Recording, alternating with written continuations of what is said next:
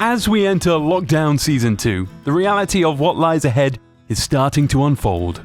Those who once thought this was just a slight hiccup in the road and that things would soon be back to normal have awoken to the fact that there is a new normal on the horizon. Now, I could spend the next few minutes theorizing and philosophizing as to what that new normal will look like, and I would probably be no closer than someone throwing a dart at a board filled with options. But one thing that I have realized over the past 3 weeks is that there are 3 very distinct types of business owners at the moment, and where you fit into this scale may just determine what type of future lies ahead for you, your staff, and your business. Before I start, I realize that what you are about to hear or read may offend some people out there, and for this I am eternally not sorry. I am not paid to make you feel good. In fact, just like all of you, I am not paid at all. But I love this crazy industry, and I would love to see it, and all of you, back on its feet and thriving. The first type has spent the last few weeks analyzing their business, chatting to their management team, formulating plans and preparing for the eventual reopening of the business. When they were not doing that, their days were spent filling out forms for their staff, helping them to maintain faith and assisting them in any way they possibly can. They have been in contact with suppliers and service providers, keeping them updated and in the loop. And, as tough as things have been, they are slowly formulating the plans they will need to put in place to reopen their business. The second type are angry. They spend most of their day complaining about the lot they are in, searching for loopholes or bemoaning other businesses that seem to be making sales at this time. Sadly, they are so blinded by this that they are prepared to make changes and take risks that will undoubtedly hurt them right now or in the future. It is not that their fears or anger are unreasonable or their own reality, but it is driving them in the wrong direction and sapping all their energy. We all have staff and bills to pay, but suddenly converting a 350-seater fine dining restaurant into one that does 3 frozen dishes a day is not the answer. And then there is the third type. Let's just call them the WTF just happened type. Caught completely unaware and still shell-shocked. This group is just hoping to wake up from a bad dream to find everything back to normal. To quote from The Wizard of Oz, "You are not in Kansas anymore, Dorothy." It is only normal to have flitted between these 3 groups over the last 3 weeks, but now it is time to start preparing for the future and what that might be like, even if we don't know exactly what that is or when it will be. Here are 7 practical things you can do today and tomorrow and the day after that and the day after that. Number 1. Rework your menu today. No, you are not going to be opening to the same number of customers sitting in the same number of chairs for quite some time. If this is not due to legislation, which it probably will be, it will certainly be due to customer spending patterns. Strip down that menu, cut your stock holdings, ensure that every item has a good food cost. This will not be the time to sell loss leaders.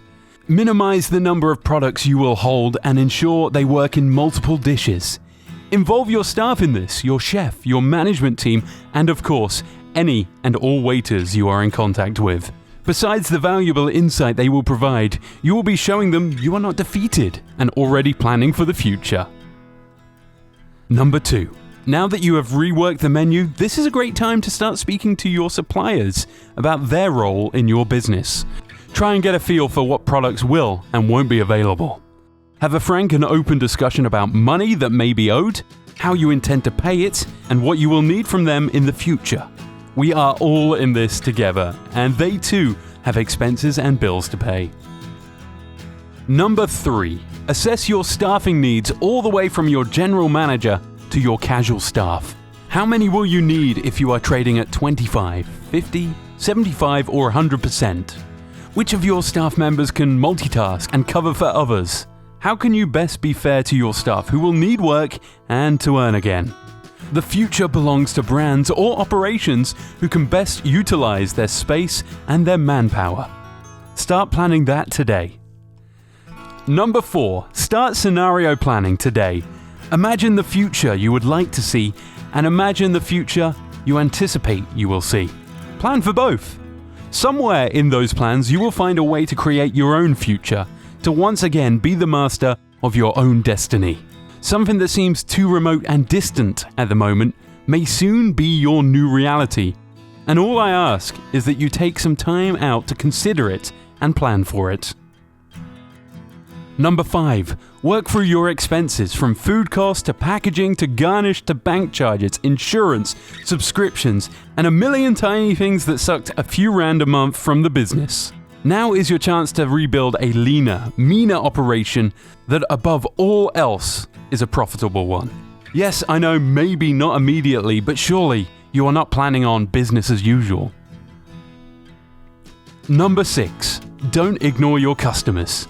Stay in touch with them, check in on them, say hello, share ideas and recipes with them, ask their opinion on your menu, your decor, and how you may make their experience better in the future.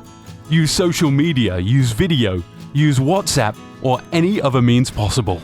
Remind them that you are here now and soon will be welcoming them back to your establishment.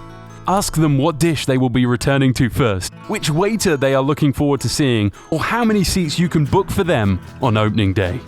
Number 7. Take care of yourself, eat well, sleep well, get some exercise, and keep that mind busy. Download a few books, join Audible, and listen to some incredible books on marketing or operations or business. I am listening to Contagious by Johan Berger right now. It is about marketing and not the virus, but it is giving me a great insight into how campaigns work, succeed, and fail. I want to walk out of this in better shape than I walked in, and especially more able to assist my clients who I know are all going to need all the help they can get. So from me, Mike Sade, thank you for listening or for reading this. I wish you all the health and happiness and success in the future.